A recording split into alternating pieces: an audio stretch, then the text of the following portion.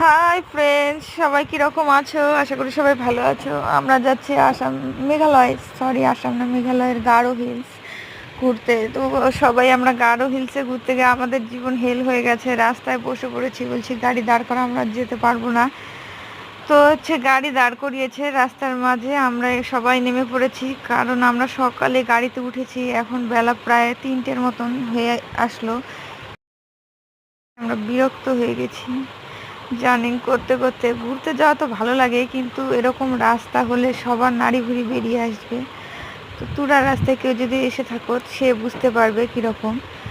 এত পেঁচানো পেঁচানো রাস্তা, আর কি বলবো, পেঁচানো পেঁচানো, যেরকম টার্নিং আর টার্নিং, শুধু এস রাস্তা, আর শুধু উপরে ওঠো নিচে নামো, উপরে ওঠো নিচে নামো।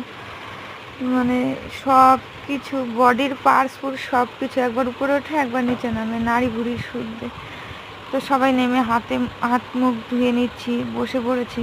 মনে হচ্ছে না আর কোথাও যাই। এখন বাড়ি ফেরাও তো আর সম্ভব না, যেখানে গন্তব্য ওখান থেকে ঘুরে না আসলে। এদিকে গাড়িতেও আর উঠতে ইচ্ছে করছে না, কিন্তু জায়গাটা এত সুন্দর ছিল, তোমরা নিজেরাই দেখে নাও।